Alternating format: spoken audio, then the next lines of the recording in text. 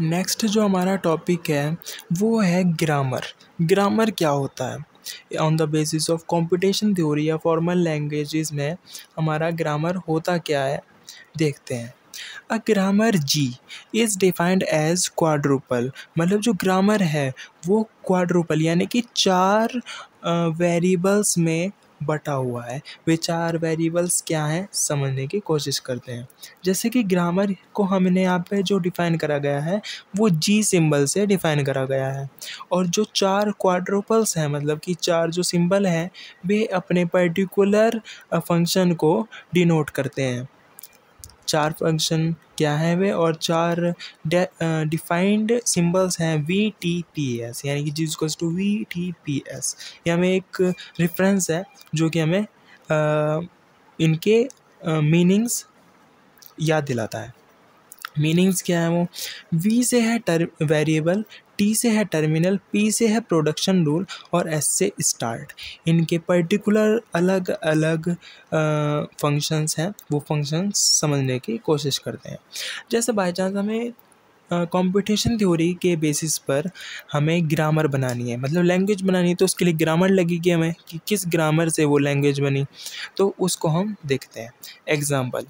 Example है हमारा, कुछ भी हम ले सकते हैं। जैसे यहाँ पे हमने एस लिया, एस एक सीरीज़ है, एक सेट है, मतलब कि कह सकते हैं लैंग्वेज है, एक किस्म की लैंग्वेज क्रिएट हो रही है यहाँ पे। तो एस डिनोट करता है सेट, कि यहाँ पर एक सेट है जो कि ए बी के ए और बी से बने, ए और बी यहाँ पे अल्फ़ाबेट्स हुए, ए और बी से बने लैंग्वेजेस को शो करेगा। और एप्सिलन का मतलब कुछ नहीं होता, मतलब कि जो सेट है वो स्टार्ट है एप्सिलन से। एप्सिलन हमने मैथ्स में भी पढ़ा होगा 12th में 10th में, कि जो एप्सिलन होता है वो सेट में एक नल एलिमेंट का काम करता है। यहाँ पे वही कॉन्सेप्ट है, सेट वही है कि जो लैंग्वेज है वो एक सेट ही तो है, एक इनफाइनाइट जो लैंग्वेज है वो सेट ही तो है, या फाइनाइट लैंग्वेज भी सेट ही है ना। वो इनफाइनाइट भी हो सकता है, इनफाइनाइट भी हो सकता है, वो हम आगे समझने की कोशिश करेंगे। बट अभी इतना ही है कि जो सेट है, जो लैंग्वेज है वो हम एस से डिनोट कर रहे हैं सेट, और ए और बी यहाँ पे अल्फ़ाबेट्स हैं हमारे, केवल दो ही अल्फ़ाबेट्स हैं, इन्हीं से हमें पूरी लैंग्वेज बनानी है। और एप्सिलन हमारा फर्स्ट एलिमेंट है जिसका जो मीनिंग है वो है नल।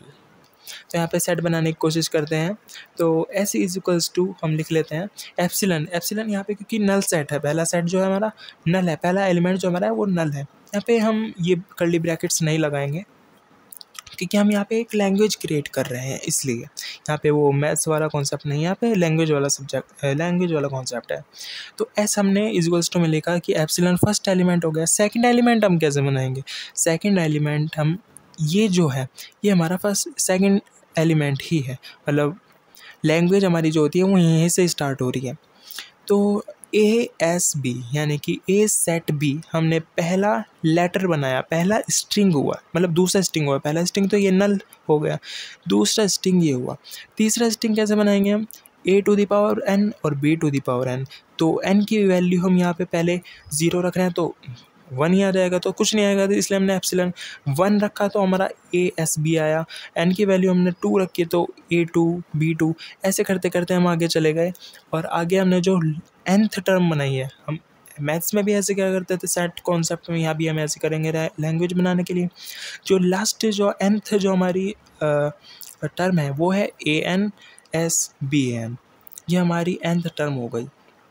जहाँ पर इसको हम थोड़ा आगे बढ़ा देंगे, सेट को आगे करके लिख देंगे, तो हम यहाँ पे इसकी पावर बना करके इसको लिख देंगे। nth टर्म हमारी सेम ही रहेगी, और हम यहाँ से बीच में से s हटा देंगे, क्योंकि s केवल एक प्रेफरेंस थी जो कि शो कर रही थी कि अभी ये सेट के फॉर्म में है और यहाँ पर ये लैंग्वेज के फॉर्म में आ गया। देखिए आप, ये एक लैंग्वेज शो हो रही है जिसमें अल्फ़ाबेट्स जो हैं केवल 2 हैं, ए और बी।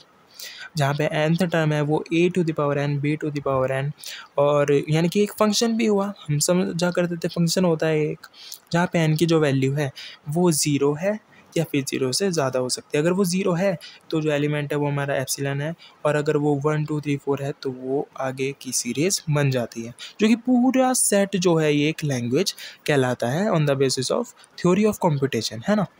नेक्स्ट जो टॉपिक है हमारा वो है grammar of S, A B और epsilon note. Grammar of S होता क्या है? ग्रामर ऑफ एस ये है कि जो हमने ये लैंग्वेज बनाई है, ये ही तो एक फंक्शन था, ये तो हमारा एक फंक्शन था ऊपर, और इसकी एक ग्रामर निकल कर के आती है, जो कि अब ग्रामर हमारी फार्मूला बनाती है।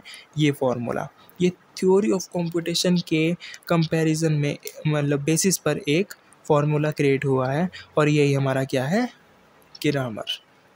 ठीक है, मतलब जो कंप्यूटर है वो इस फार्मूला को एक ग्रामर कहेगा। किस चीज़ को क्रिएट करने के लिए, एक लैंग्वेज को क्रिएट करने के लिए। That's all.